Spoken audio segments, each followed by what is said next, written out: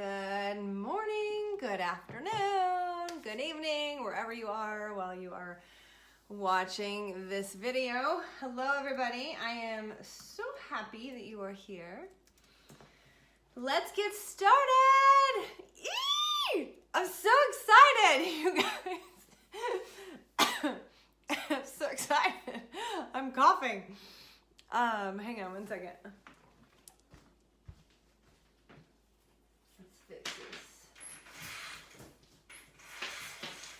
Maybe that'll help. I'm not so drowned out. That's much better. Hi guys. Hi Tammy. How are you? Sorry I'm running a little bit late. I actually had to get something to drink before I get started because I'm going to be talking. So you guys, I want to make sure that you have all your questions. Hi, I'm so excited for you. As I just rip my hair out. I'm so excited to share this with you. I have too much makeup on. Sorry. I was like, yeah, let's do blue today. Okay. You ready? So any questions while I'm talking, I want you just to fire them off below, and I will stop, and I'm going to get my computer, my notes here. All right. Neuroscience, where is it? Neuroscience, there we go. All right, guys, so here's where I always start my clients off. You know, body, nutrition, habits, oh my God, personal human behavior is the hardest thing to change, especially when it comes to body or working out. You know, like seriously, if we haven't mastered this by the time we're 15 or something like that, and we just take these bad habits into our future and we start living this like functional, dysfunctional life, it's just some of this stuff is so hard to change in people. And I chose like the hardest career, but it's perfect for me because one of the things that I do is study human behavior. Like, why do we do what we do? It is so important for me to know. And for myself, because when I was really young, I had obsessive compulsive disorder. I was so energetic and so playful and so much fun, and I just loved life. And then I got to like 10 years old, and I started to get like, you know, like the world, like, ooh, I want to look like that, or how come that person's in the popular group? Why do I feel this way? And I started to feel these things when I was a little girl, and I was like, I would walk into my bedroom and I would have a negative thought when I would flip the light switch, and I would go, oh, that really didn't feel good, and I'd turn the light switch off. And then I'd think a new thought, and I'd turn the light switch on. Little did I know at 10 years old that I was actually doing the right thing. But what happened was, and you guys, that's just the thing about being little, like kids know. Kids are so smart, so intuitive, and you know, it's the world that really messes us all up. Parenting, siblings, you know, being picked on. I was the youngest and I was picked on so much. So that really impacted me in a lot of different areas of my life, especially when it came to like speaking my voice and speaking my truth, knowing that I had something worthy to say, and then not feeling comfortable enough to say it, okay? So this is the thing, like as we age, we start to get these layers on us that aren't even us. Sometimes they're family. Sometimes it's a aunt thing or a mom thing or a dad thing, but it's really nothing that has anything to do with you, and it's probably a behaviorism that you never would have taken on in your whole entire life, but it was kind of like placed on you like a blanket. And you've taken on these behaviors, you've taken on these triggers, you've taken on these responses. And this is where I start, everybody, because this is everything. So I'm going to get really deep and I'm going to talk a lot. So write any questions down, get a pen and paper, okay? And if you have any questions, fire them off here, but just try to stick with me. And if you have any questions, I'll pause. Now, I studied psychology in college, and I went through all psych. I have a minor in psychology, so I've done all of the psych classes: abnormal psychology, human behavior, change, neuroscience classes. So I really started to get a handle on just the psychology of why we do what we do. And then I got into the working world, and I always felt like I had such a really good grounding and understanding. And then when I went out into the working world, it was like my first experience with anxiety and stress. And so I always would go to the gym at the end of the day to work out, to just feel better. But one of the things that, and back then, before I was a mother, I didn't really have a lot of dysfunctional eating habits. Those kind of came on as I got into relationships. And those came on when I became a mother. And I started to add these other people to my psyche. And what started to happen was dysfunction comes out sideways. That is a good quote. Actually, I've never said that in my life, but it does. Dysfunction comes out sideways. And for different people, it's going to look different. So for some people, it's binge eating. For some people, it's anger. It's anger. For some people, it's withdrawal. For some people, it could be working out, like overworking out, just to get away and to really de-stress. Like I have a client who has three children, and all she really ever did was work out and raise her kids. But like I knew.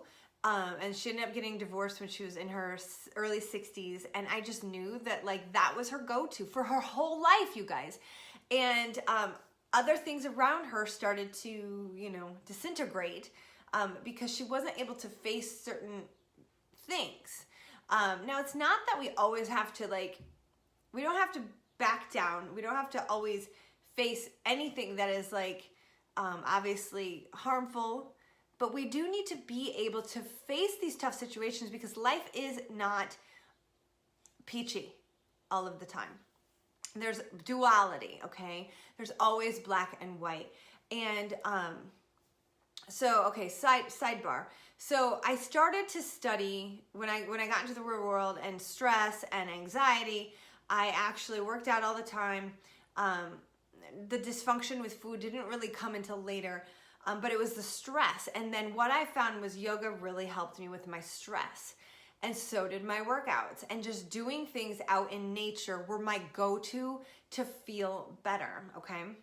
And then add the relationships in and lack of trust in a partner or unworthiness or not feeling enough when you're in those relationships or you're in that career or whatever the case may be. That's when the dysfunction comes out sideways. So you start to do things that you're like, why am I doing this? So it's really important to get really crystal clear on, your goals, what you want. Honestly, that's huge. What do you want for your life? What do you want for you? Despite everybody else, despite the relationships that you have, having a partner and what they want, what do you want? How do you want to feel? And then what are some of the things that you can do to make you feel that way? Knowing this is really important. And honestly, you guys, we can really always kind of go back to our childhood. The things that made us feel really good when we were kids are the things that are going to make us feel really good as adults. Going outside, playing, being in nature, painting, coloring, dancing, being with friends. All of these things matter, okay? Now, so the yoga helped me, and then I learned about the path of yoga. And the path of yoga is not just the yoga poses. The path of yoga is called an 8-fold path, the 8 limbs of yoga. And what they are is the first, and I'm going to get really deep here for a second in Eastern medicine because I studied Western medicine, psychology, and nutrition science, and then I went into the Eastern medicine. And this is where, you guys, it ties together like a lock and key. So you're growing up as this little human being who is so dependent and so reliant on the people around you. And you're developing your psyche, your human behavior, your ego, and your spirit. So all of these things are developing as you are aging. And in Eastern philosophy, Eastern medicine, in the chakra centers, the very first chakra is called your Mula Bandha, and that is at the pelvic floor. That is, now I don't know for any of you moms, if you have children, if you've ever seen them get hurt or anybody get hurt, you might actually kind of like tweak down at the pelvic floor, right in between your pubic bone and your tailbone. There's an area down there. It's called your Mula Bandha, your Muladhara chakra. It's also Mula Bandha, and it tweaks. That is your survival instinct to the earth. So that is the very first energy center in your body that forms. The second one, as you age, as you're moving up energetically and physically in the world and mentally in the world, the second one is your sacral chakra. This is where your reproductive organs are. This is where your sense of sensuality starts to, your identity of that I am a woman or I am a man or I'm a girl, I'm a boy, that starts to formulate. And so the first one starts to, like the first one, the Muladhara chakra, starts at when we're about like 2, and it's formulating during about 2 to 6. Like you're getting grounded to earth. You're starting to identify yourself and as a separate human, that you can get hurt. And at some point in time that happens. And then the second layer comes in, and this is like our reproductive organs. And if you think about just the nature of how we start puberty, okay? So that comes next. And so that is your sacral chakra. And this is your sense of value, your sense of worth, your more like you being different and being accepted and being loved. Really, this one has a lot to do with love, nurturing, caring. And then you come up to the solar plexus, and this one is your confidence. And this is right below your navel. Actually, it's right at like above your navel. So this one is all about, it's the seat of your ego and your confidence. And this one is you really starting to identify yourself as an independent person. And this one starts to come in at about age 14 to 16. And so this one has everything to do with your self-worth, your self-value, and your confidence. Now, let me pause here, because from here down, as we have been formulating as a human being over the course of our existence, as we're growing up, those are developing, but also what neuroscientists have found and researchers have found and psychologists have found is that in the first 5 years of age, that is when everything is downloaded into you, and you start to formulate this subconscious operating system that you are operating as this entity. And this subconscious system is what has been downloaded into you. So this is your software. This is so huge. So you really have to get aware of what your childhood looked like from the ages of like 7 and younger, or 8 and younger, or even like, and there's more in this, especially with the heart center. But those really early formative years are so important. What happened? What happened to you? Did you have a good, easy childhood? Did your parents divorce? Did you see fighting? Were you, I'm going to get extreme. I'm going to say some things that are really tough. Were you assaulted? Were you sexually, assaulted? Were you hit when you were a little child? So all of these things, were you berated? Were you yelled at? All of these things formulate your value and your worth and your confidence and your security and your safety within this world. Okay, so in those first formative years, all of these things are formed. And then we start growing and aging, and we move up into like our puberty, and then love, our first relationships, and we're so not ready to be in any sort of relationship when we're at those early ages of 14, 15, 16, because we don't know what we're doing. We're still children. We're not really sure how to love. We just know it feels good. And so you come into your heart center. And so let me back up. The first three, the root chakra, the solar plex, and then your sacral, and then your solar plex. Those first three are really where all of our dysfunctions and our addictions are. It's in those first three. And then most of the time it's from our core down. I'm going to take a drink. Okay. Let me know if you have any questions. This is going to get really into this, and then we're going to move into the mind.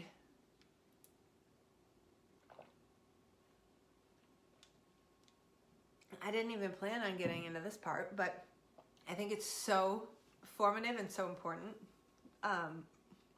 You guys are kind of getting a little bit of yoga school. Oh, what did she say? Ooh, I want to know more about that, Jamie. Do me a favor. Will you share that in the group, what you're learning? That would be awesome. Maybe do a vlog on it and share with us what you're learning. That would be so cool. Okay, so we move into our heart, and then we start to learn about this heart center, this heart energy, and then we move into our throat. Okay, but let me talk about your heart center. Your heart formulation in the chakra and the energy as a human being, this starts to form between the ages of 15 to like 25. It's a big gap, okay? 15 to 25. Hold up. Let me get something.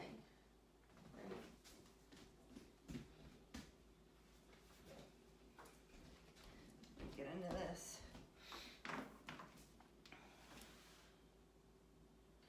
No, I'm wrong. It's 28 to 35 is our heart chakra. Let me go backwards for a second. Let me get into the Muladhara. These are my Eastern medicine books. So the root chakra is from conception up to the age of 7. Okay. And for this one, I want to give this to you. Oh my God, I have to give this to you. This is so important. Okay, so the archetypes. Oh, you're going to love this. Okay, especially Jamie, you're going to love this. Okay, so the archetypes that this is associated with when it is balanced is in a positive way. It's a mother, either nurturer, either mother or father. You are secure. You're positive, you're hopeful, encouraging, knowledgeable, affirming through love and kindness, absolute faith in the goodness of life. The dark moments are bearable because there's hope and there's optimism because you know you're safe. And that is really so important. And then the negative, so if you're not balanced and you don't have this chakra and this groundedness in place for yourself, you're going to be a victim. You're going to have that victim mentality because of external circumstances. You're going to be unable to rally regenerative forces and go forward in life. Victims stay alive through grace, stay alive through the grace and generosity of other people, and have little chance of renewing their own connection with life as long as they remain dependent upon others to maintain their life. They may be temporarily invalid,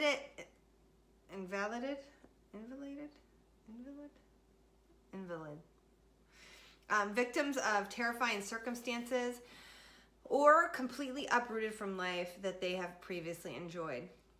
So this one is huge. I'm so glad I just brought this out, because there are so many people who play that victim role who don't even know that they're doing it, because it is such a grounded, it's such a low level, basic survival instinct behavior that it's so normal.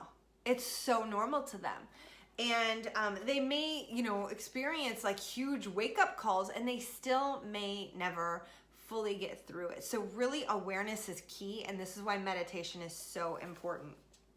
Let me move to the second one, which is the sacral chakra, and talk about that one really quickly. So that one is ages 7 to 14. That's like where puberty ends, around 14. And so the archetypes and the gods and goddesses, the warrior type that this one has everything to do with is the positive archetype for your sacral chakra is the emperor or the empress, is a person who enjoys life, respects life, respects the physical world, love to have abundance, know that they are totally worthy of abundance, love well-being, and a high degree of pleasure, knowing that pleasure is okay. And they feel good about life, they feel good about food, they're not dysfunctional about food, it's okay to enjoy it. They enjoy luxury. They're not necessarily spiritual, but they do feel this deep sense of home on the physical plane, and they enjoy a good life. Now, the other archetype of this one being out of balance or being off balance here would be the martyr. Someone who deprives themselves of sexual pleasure. At the basic level, they feel cheated in life. They punish themselves. They're not warm and comforting towards themselves. And they actually kind of repel that energy that would be good for them. They're full of guilt, and they project this onto others, making them suffer too. So that one is number 2. And then the confidence is 14 to 21. So if you think about it, it makes sense, because as you're aging, you're like getting into school, and then you're going into college, and you're trying to figure out who you are as a human being. And so this one is right here, the core center. And this is ages 14 to 21. And this one is the positive archetype, and this one is the warrior. So being confident and knowing that it is okay to be confident. It is okay to step into your truth as a warrior goddess, as a god, as somebody who is totally valuable, totally divine, understanding that with humility and love and acceptance, but being unapologetic about who you are and who you know you are. Is a person who is, this person has a definitive sense of self. Warriors know who they are in themselves and in relation to the world. Their sense of self is neither inflated nor is it weak. They have the inner strength and resilience to see their dreams materialize and into reality, and they have the stamina to meet those physical and emotional demands. They are able to fight the good fight for love, for victory, and for the glory of God. Now, the negative here at the core would be a servant, somebody who is a person whose sense of personal identity is anchored in the external world, always seeking confirmation from others. Servants work hard for others' acknowledgement and for their praise. They sabotage themselves by giving their power away to others to tell them who they are and what they need to do. They lose energy trying to please others for the affirmation they are unable to give themselves. So that one is huge. So now we get into our heart. And the heart, like I said earlier, is ages 28 to 35. And a positive archetype here is the lover, somebody who's able to give love freely and knows that that's what this world is all about. And then the negative is the actor or the actress who are just kind of putting on a show. This is a person whose love is very conditional, and they have expectation about how they need to love, whom they need to love. And if someone falls outside of those parameters, then they withhold their love. Anybody know anybody like that? They love in a very limited way because that's the way that they were loved. And also they're very judgmental and very critical for what does not fit into their framework. And honestly, this is a huge one. And this is really what I see the most in the world, is that so much judgment and so much criticism. and people really are not in their heart. They're really not truly in the heart. And what I mean by in the heart is like fully loving. So let's look at that. Love unconditionally. They heal the tight, hard places in those because they touch, they bring warmth, and they bring acceptance. When you're truly in your heart center, you're accepting of others, whatever they're showing you, you accept them because they're a divine, manifestation of God in this human body. So, okay, let me just pause on that, but get into like our throat chakra. Throat chakra, third eye, and then crown. So our throat is speaking, and then speaking our truth. I'm just gonna keep moving with this really quickly. And then, so this one is 35 to 42. So you start to feel, this is right here in your throat chakra, you start to feel your confidence to speak your truth and to really put yourself out there, not caring what anybody else has to say about you, because you know who you are. You're a good person, you're speaking your truth, and you know what? It's either gonna fall on the ears of people who need your support or it's not. And the people who it doesn't resonate with, they can just go away, and you can drop back in your heart and love them anyways, right? So the positive archetype here is a communicator, and the negative would be the silent child, somebody who just feels suppressed and like they are unable to speak their truth. Now, here is a huge thing, you guys. When people are suppressed, they're going to have throat issues. They're going to have thyroid issues. They're going to have tonsil issues. They're going to have throat issues. Somebody who's a bit more confident here, maybe a singer, maybe somebody who speaks is a voice in the world that they feel this resonance right here in their throat, and they feel the truth, and they're able to share that truth. This is actually kind of cool. I'm actually wearing a throat chakra crystal.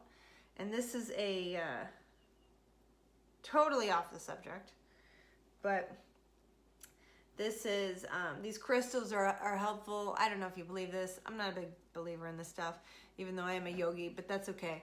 Like of opening those chakra centers, I guess, whatever you think you believe. I don't believe in that. I just think we're fully always good. We just need to go tap it in the right place here. All right, so throat chakra, moving on. And then we move into our third eye, which is right here. This is the age of resonance, is between the ages of 35 and 42, when you're really starting to feel a bit more intuitive, knowing, you have that knowing, you just know. This is, the positive archetype here would be a wise person. So Athena, the goddess, wisdom. This person has cultivated wisdom through reading, through education, through meditations, through the Bible. This person is wise. Wise people offer the best of their life experience to assist others along their path of life. They encourage spiritual pursuits and physical adventures, as well as guiding us to make optimally wholesome choices for ourselves. The negative here would be the intellectual, somebody who is only drawing upon information and facts, but they're not really personable, and there is no real true connection with this person. So that is third eye. Let's move into the crown chakra really quickly. So up here, top of the skull, this is 42. I'm not even 42 yet. So my crown chakra is not even fully engaged yet. 42 to 49. So this one is the guru, okay? Gurus are people who realize who they are. They know that the divine force flows through them and through all of us. And rather than like the groundedness, the tangible aspect of our being that we do go on, that our soul lives on beyond our body. The negative is an egotist, people who think their efforts alone carry them through life and believe that they're separate from the greater whole of existence, okay?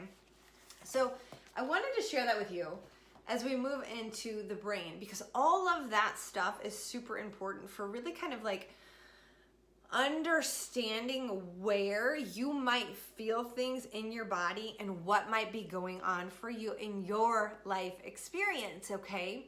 So, think about, this is so big. Think about like, I don't know about you guys, but I knew a ton of women really young at those formative years with the sacral chakra who had like endometriosis, who had those problems. So just think about just where the energy is at in your body. Now, think about a time when maybe somebody said something to you and it was like a gut punch, okay? That was hitting the seat of your confidence and your self-worth and your self-value. So all of these energetic feeling things that are happening in your body are really important to begin to take notice of, because the feelings are identified in our brain, but the emotion is felt in the body, and emotion is energy in motion. So it is important once you feel something to go move that energy, because it is going to resonate, it's going to stay there, it is going to linger until you move that energy out. This is why we work out, this is why we do meditations, this is why we walk, this is why we dance, this is why we jump up and down. Like, you gotta move the energy, okay? Now, like I said earlier, this is where I start people, is with human behavior and self-love. Self-love is huge. Now, I want you to understand the different aspects of the brain. And so this is why I start here, because the stories, you always hear me talk about our stories, our mental stories, and what we're saying to ourselves, about our partner, about our children, about our dog, about our house, about our money, about our car, about our body, about our hair, about my makeup, whatever. We're always telling these stories. And meditation is going to help you get a handle on these stories that you don't even know you're telling yourself. So for those of you who have read my book, the first chapter in there really talks about my waking up, my journey to enlightenment, if you will, to waking up and being really crystal clear and really aware of the stories that I was telling myself. The process happened through meditation. And let me open this. I have notes here. All right. So the brain, when it's idle, has, okay, so there's two, neuroscientists have identified that there's two brain states. There is an experiencing mind. So there's a mind in the experience. And then there's an evaluating mind. And that mind is awake, but it's not. It's literally in the head, off in stories, okay? It's in, remember earlier how I said that subconscious part of your brain is literally formed in the first formative years of your life. When you're awake but you're asleep, you're in those other parts of the brain. You're in the parts of the brain that you haven't yet trained to stay in the present moment, in the experiencing mind. That is something that, just like weightlifting and building a muscle, you can build the prefrontal cortex of your brain, which holds you in the experiencing mind. It's two minds. You literally have two minds. And who knows? Neuroscientists may come out with, we have more than that. But for now, we have two minds. One of them is evaluating, and one of them is in the experience. Now, so the science, like my background is science and Eastern philosophy. So the Eastern philosophy, the Eastern medicine, says this about what Western science has said about our brain, that it causes suffering if we're trying to change the current reality. Because we can't. You can't change it. So you're only causing yourself suffering. But this is our evolutionary brain. Our brain evolved by trying to fix things, by trying to stay alive, by trying to come up with solutions, right? So this is what our natural evolved state looks like. It's this how do I do this? How can I make this better? How would this look? Do I need to do this? But it's literally just trying to create solutions. It's always looking for solutions. But then in the experience, you're literally in the present moment. You're experiencing the now, reality. You're experiencing sight, sound, taste, touch, smell. So those, is that right? Sight, sound, taste, touch, smell. Yeah. And so when you're in the experience, you're literally in this other area of the brain, which is called the prefrontal cortex. And literally, this is the smallest part of our brain, but it's a very, very important part of our brain. And what neuroscientists have found out about the parts of our brain that are in the evaluating mind, we're doing 4 things. We are either, number 1, critiquing the environment or someone or something, and we're saying it shouldn't be like that. We're literally arguing with reality or trying to change what's happening. That person shouldn't have said that. It's too cold in here. I don't like this. But it's literally like just kind of critiquing, judging what is going on. The second thing we're doing is time traveling. We're either, you could be sitting here, and how many times has this happened to you today on this call, thinking about what you need to do when this call is over, or what you need to do tonight, or the future. I mean, what do you want in the future? How many things do you want in the future? What about the past? What kind of stories do you carry forward from the past? The third thing our brain is doing is building up a sense of self. Who our brain thinks we are, okay? I am the kind of person who does this, and this. So a really good example is like when you're people watching, or when you're out in a restaurant, and you're just like, or you're among people in a group and you're saying, I'm this kind of person. This is what I do.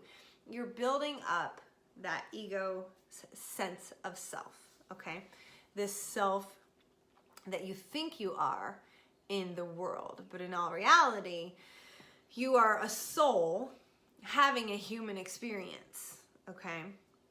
And what we're doing here with all of that is we're building up this identity that may someday get threatened, okay? So for example, if you say, I'm a mom, well, what's gonna happen when your kids go to school or go off to college, or I'm a wife, I'm a mom.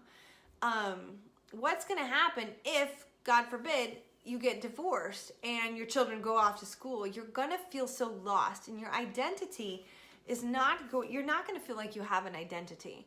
For a long time, I was the founder and owner of Solace Yoga Studio. Well, I closed that location, and I decided not to open another location. So my identity as the town's best yoga studio got taken away from me, because I was like literally taking myself out of the game.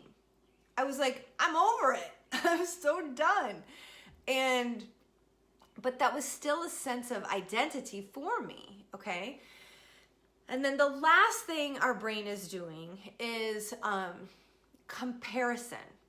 Comparing us against another person, or other people to other people. So that number 4 is reinforcing number 3, that identity, that building up that sense of self. Now, here is when that becomes a problem, because in all reality, it's our evolutionary state. It's not bad. But here's when it becomes a problem. It becomes a problem when you should be in a meeting and you're not paying attention. When you're talking to your partner and you're not paying attention, and you're only thinking about what you're going to say next and you're not hearing. It becomes a problem when you have built this identity and you're lost when that goes away and you don't know who you even are anymore. It becomes a problem when you're escaping, when reality is not good enough for you and you're miserable. This is a huge one. When reality is not good enough and you're miserable, and you're unhappy, and you're not grateful, okay? Hold on, I'm gonna take a drink.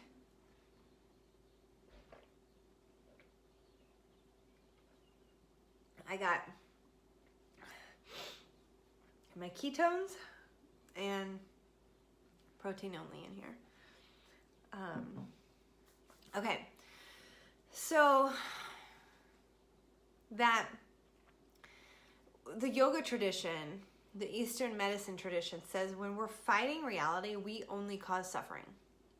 Okay, and it can and so here's the big thing. This is called the neuroscience of meditation. This should be called the neuroscience of change, because that's what we're here to do, and that's what I'm here to teach you. Change comes through waking up and being really aware of what you're doing and what you're choosing and what you're disciplined in doing by your choices, okay? So we are just creatures of habit. Our brain is the biggest example that this is where it all begins, and we're literally the creatures of habit of what's happening in our brain, of what we're choosing every day. Because here's why. That subconscious part of the brain, it has evolved to a place to get you to a homeostasis to make your day and living easier, because learning anything new is taxing on your energy and your consciousness and your willpower. So we only have a certain amount of that every day. So it was a good thing for our body to get us to a place where we have an operating system that was for us, okay? So when change begins to occur and you want to change, it's hard. It's hard in the beginning. And there are key things that you have to do to really set yourself up for victory. The first thing is knowing what you're doing, what your brain is doing. And the second thing is understanding that change comes through focus and deliberate concentration on the direction that you want to go. All right? So what we have to do is we have to be, number one, deliberate and focused on what our goal is. I can't stress that enough. This is one of the areas that I wish I knew this earlier, is to be very, very definitive about what you want. Have that goal, set it in stone. Do not deviate from the goal. You can have the goal, but you need to forget the goal. Set the goal, know what you want, and then don't only think about that. You have to deploy the process that's going to get you to the goal. And see, the thing is, the goal might come to you in a way that you don't even realize. You know, for example, we have someone on the program right now who signed up, wants change, but has an injured foot. And so, okay, the goal's still there, but there's a detour right now that has to happen. And so the process is going to change a little bit for this person, but the goal remains the same. The goal doesn't change because a tree fell in the path, okay? The goal is still there. Now, this is the amazing part of life, is that these trees that fall down, I look at them as almost like, okay, there's something bigger. You have to rise up to the next level in order for you to really get to where you want to go. So if a tree falls in your path, instead of cursing the tree, you got to figure out how to get around the tree, because you got to keep going. And so a lot of people curse the tree, get pissed off and start cussing, and then they think that life is against them. And that's not the way that we are victorious and change or get to our goal. We have to face the goal, because the only way to our goal is through the problem. That's the only way to get there, is to go through it, okay? Or figure out a way to climb over it. But that's the process, all right? So, questions, comments? That is the neuroscience of the brain. So in my book, I talk about so meditation. When you first start meditating, okay, so I talked about the evaluating mind. Those 4 things that we do are in the evaluating mind. The experiencing mind is the mind that holds your attention in the present moment. You're alert, you're aware, You might be like playing music and you're totally engrossed in that thing that you're doing. So think about this. What are you thinking about when you're in the shower? Are you oftentimes, kind of up in your head in a bunch of different stories? Are you fully feeling the water? Feeling the soap in your hands? Are you smelling it? Are you hearing the sounds? Just begin to notice when your mind goes from the experience to one of those four things. Okay? Now, some people have problems with like binge eating or procrastination or alcoholism or addiction or drugs or anger or what are some other things? Those would probably be the biggest ones. Now, something happened to trip them, to trigger them, to get them out of the experience, and then they wanted to escape it. So they escaped it by going and doing one of those other things, like going and drinking, going and not facing the work that they need to do because there's a trigger, there's something going on internally that triggered them to want to escape the moment. That's what it is. It's escaping the moment because they don't want to face it. There's something they don't want to face, and it's always the same. So what we have to do here is we have to begin to understand what our triggers are. And you know what? Meditation is going to be one of the biggest training tools for you because it's going to quiet your mind enough to create some space in between those thoughts that you're having.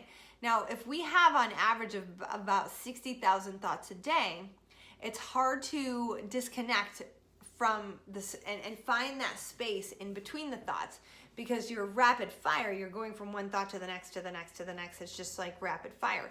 So we need to find that middle ground, that empty space in between the thoughts. And how we do that is by quieting the mind, by focusing the mind. And now meditation in the beginning, it can be really hard for some people, but here's why. Meditation is literally a practice that you have to practice. It is a process. And in the beginning, you do not have the muscle, okay, in the prefrontal cortex to hold your attention in the present moment. Those neural pathways in your brain aren't there yet. They're not used to firing together. And so the parts of the brain that fire together wire together. So when you are, the more you stay in the present moment, the better connected those neurons are in the prefrontal cortex. And it's the same for the subconscious mind or the evaluating mind. The more you do the judgment, the more it is just so easy for you to stay in that state of mind. But this can be changed through meditation. Meditation is, I wrote this down right here. Meditation is the most powerful transformation tool that you have available to you, and it is free. It is free, and you can do it at any time, and you should do it every day, a minimum of 15 minutes, maybe even twice a day, sometimes 3. The beautiful thing that the neuroscientists have found out about our brain on meditation. So our brain, this is your brain on drugs. Do you remember that commercial when they put the egg in the frying pan? They're like, this is your brain on drugs, or this is your brain. This is your brain on drugs.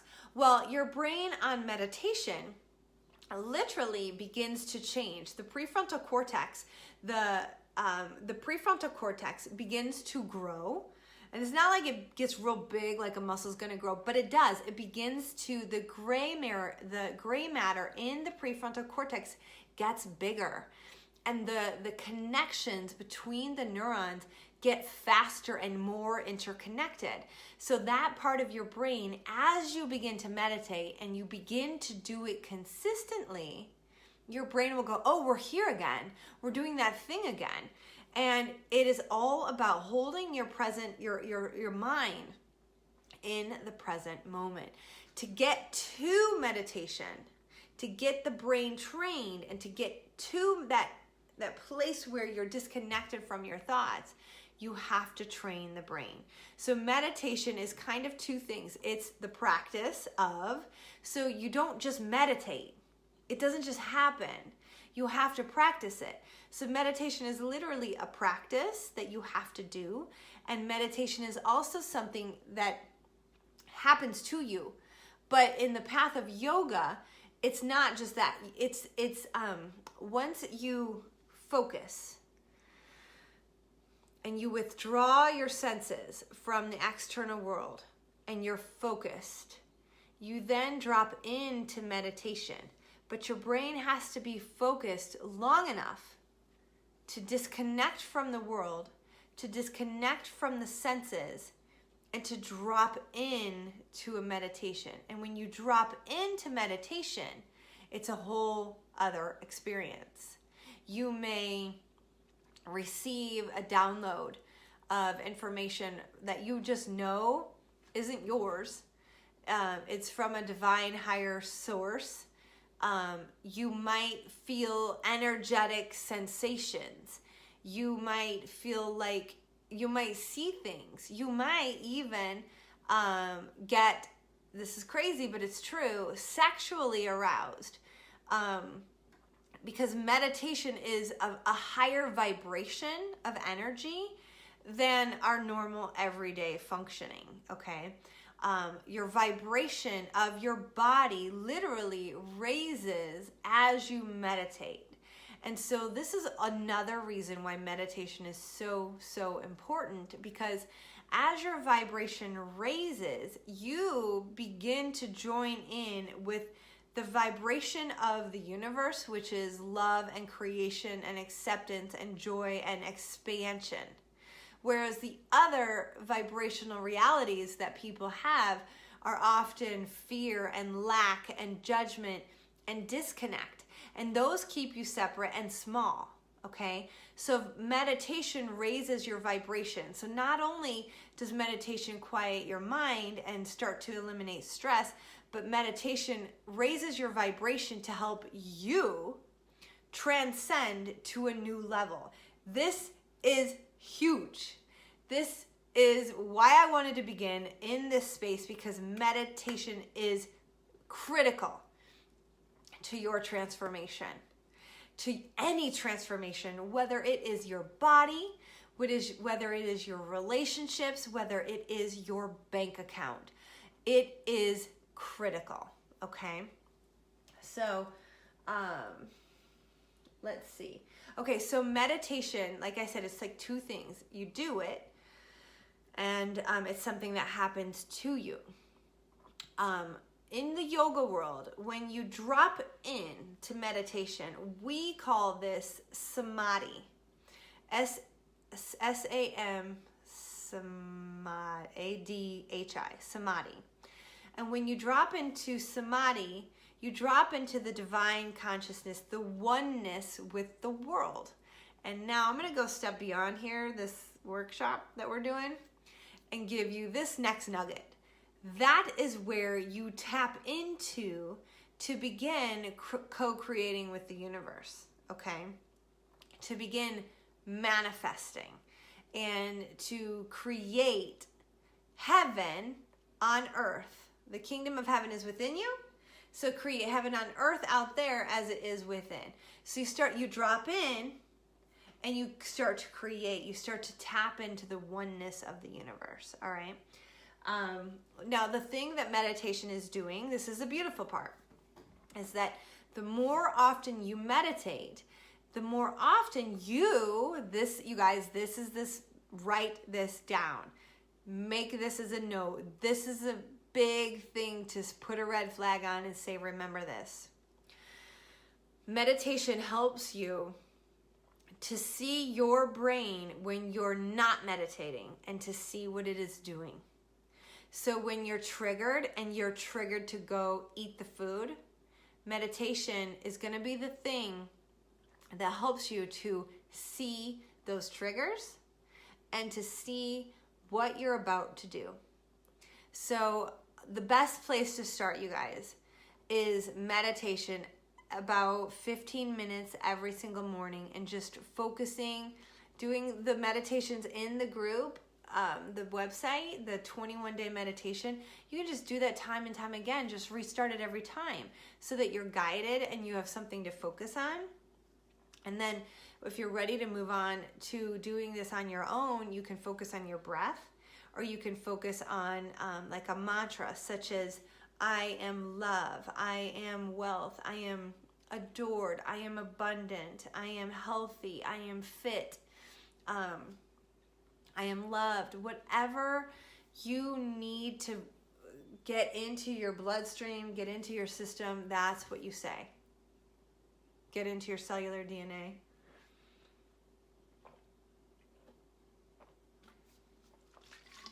All right.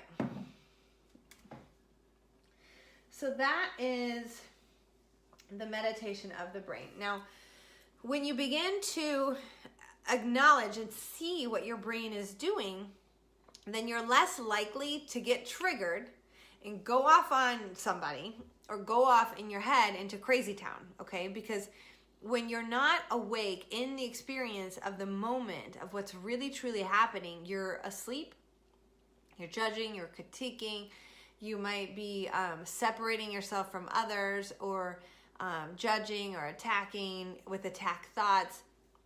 And so it is really important to understand that the meditation really holds your attention in the present moment. And it helps you time and time again. The next thing that meditation does, as I said this before, is it's like a muscle that you're training. It gets bigger. So as those connections get better, more connected, the neurons the neurons that fire together wire together. Those that fire together more often are going to stay together. So the more you do this, the better you're going to be at this. Now, what neuroscientists have found out is that you have to do this for 8 weeks before your brain starts to change. And then once you've been doing this for about 8 weeks of daily training your brain, you're going to start to see a difference and feel a difference. But that's the beginning. So start now, start daily, and do it all the time. All right. And then your life is going to drastically change. And I can't wait to hear about how it changes for you. So please make sure to tell me. Okay.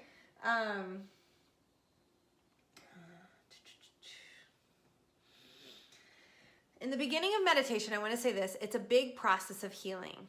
And so I would just say, do it every day. Be aware of what's happening, kind of what's going on. You're going to experience what I call downloads. You're going to experience healing. You're going to experience clarification, clarity, answers to questions you're seeking. You might have even heard like prayer is talking to God and meditation is listening. Okay? So this is really, really critical for us to begin doing regularly. So your brain, when you start to do this, literally begins to create a new normal.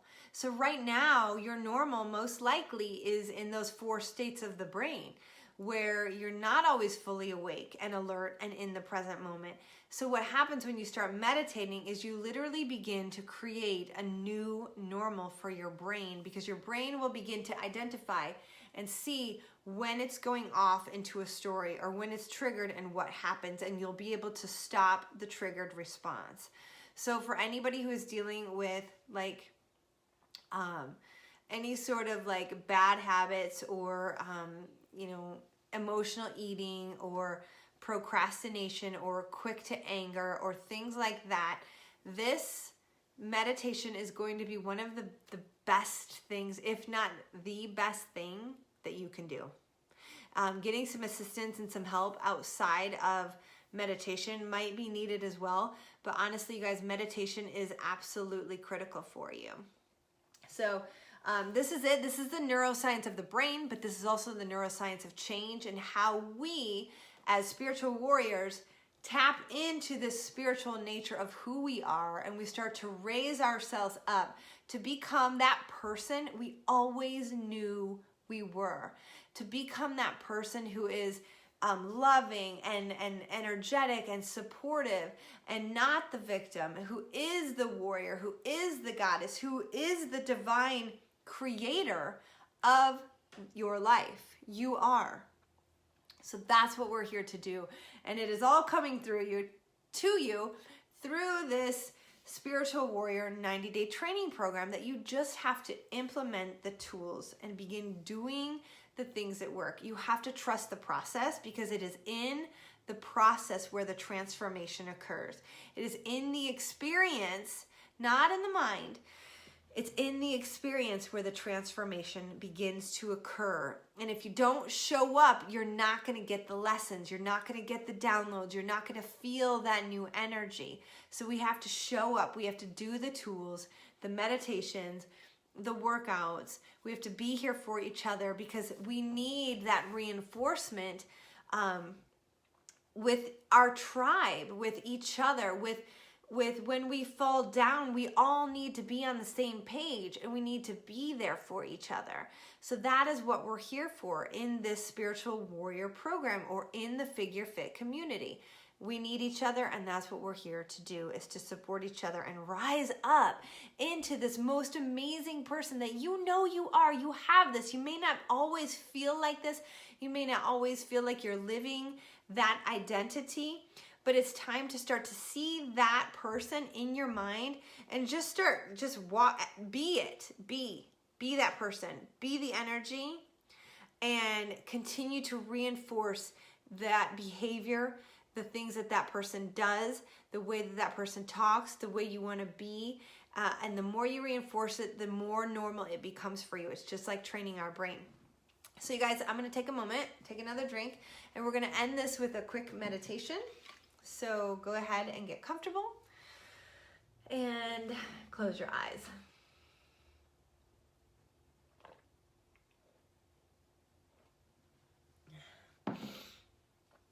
All right.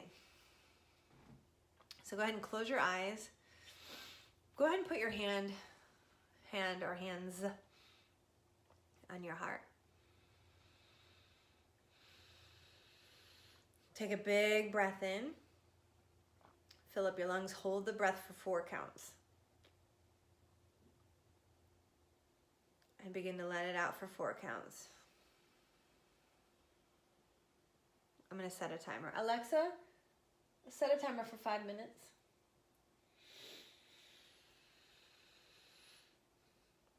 Take another big breath in.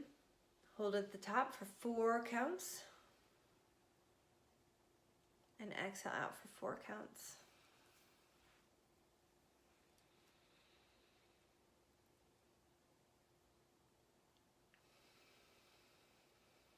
Again, inhale through the nose.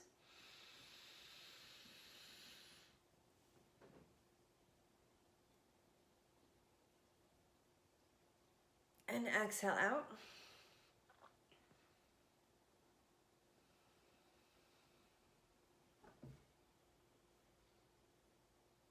Again, inhale through the nose. Hold it at the top.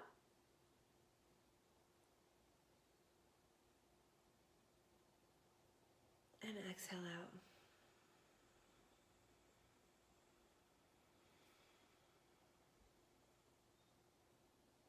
Again, inhale through the nose.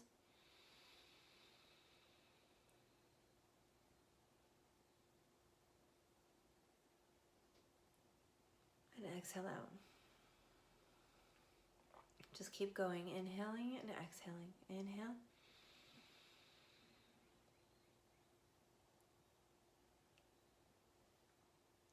And exhale.